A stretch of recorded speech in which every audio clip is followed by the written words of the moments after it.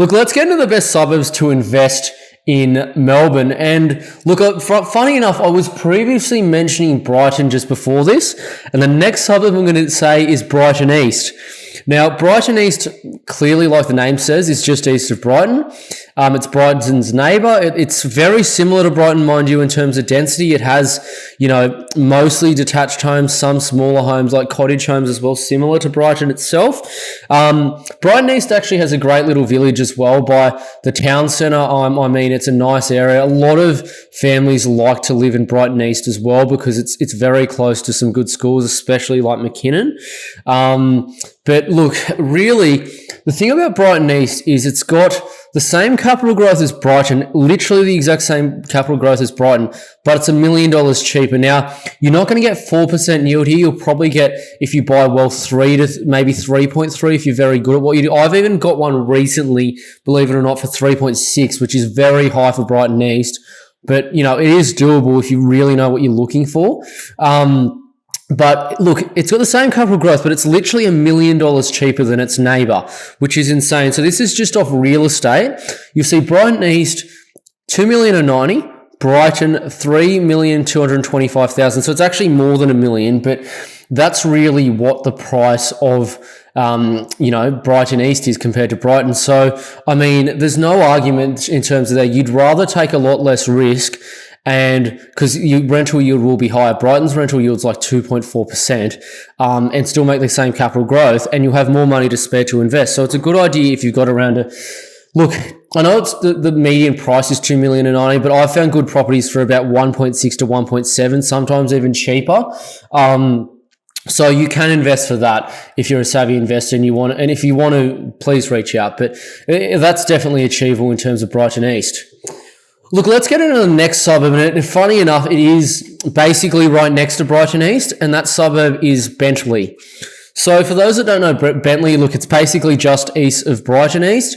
It's a fairly, I'd say, upper middle class kind of suburb. It does feel like the Bayside and kind of like the inner east of Melbourne at the same time, which is funny.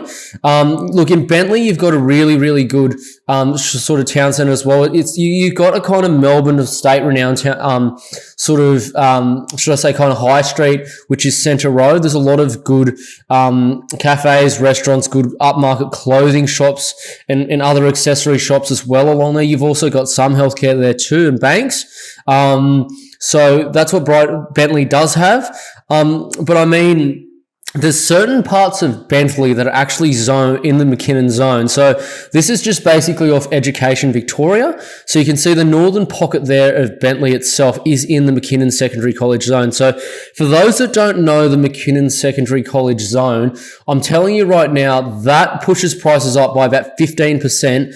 Depending on whether it is in the zone or out of the zone. And Bentley is still picking up for 1.5 to 1.7 million, and McKinnon is literally like 1.7, 1.8 million. So is Ormond. So, I mean, it's quite underpriced for there. And I've picked up properties in Bentley for literally 3.5% yield, sometimes slightly more if you're lucky. So look, good numbers there as well. Look, really good capital growth here as well. And it's surrounded by very expensive suburbs too. So that's also a good thing in terms of longer term capital growth too. Let's get into my final suburb, and that suburb is a bit of a toss-up. I know previously I mentioned a few other suburbs, but the suburb I'm going to mention here is a suburb called Moorabbin. So look, for those that don't really know where Moorabbin is, it's just south of Bentley. It's right next to Brighton East, and it's also very close to Hyatt as well. It's basically surrounded by all of those suburbs. So look, Moorabbin really, I'd call it a middle-class suburb, and it's probably a suburb there that is probably often overlooked by a lot of people actually in the Bayside, but surrounded by a good suburb. It's close to everything. It's on a train line. Great transport there as well. I mean, and Moorabbin is predominantly all low density, which is really good for capital growth long term, and it's good for land value as well. And you've got a lot of homes that are on massive blocks of usually around 600 meters squared, which is great because land value in the long term, if you ever wanted to do a development, be quite easy with that. They're mostly brick and tile homes as well, or immaculately maintained weatherboard, which is great. I mean, they look a lot like this in this photo here, but on top of that as well, in Moorabbin, you've also got it being extremely cheap in the actual pocket it's in. So you'll just see here, this is just off mapping the market. Bentley East, Bentley, Brighton East, Hampton East, Hyatt, Sandringham, all around it. And they're significantly more expensive than it. So, I mean, you're picking up Moorabbin at the moment for like 1.1 or 1.2. And I've even picked some up in Moorabbin for literally like $1 million or $1.05 million with nearly 4% yield, which is insane. So for the Bayside, for those that don't know, that yield is extremely high. It's mostly 2.4 to about 3.2% yield. But I mean, if you're quick and lucky, you can still get into this for around that 1.1 or 1.2, sometimes even lower if you're really quick. So that's probably the cheapest suburb I would buy in the Bayside. It's probably one of the better investments as well in the Bayside in Moorabbin.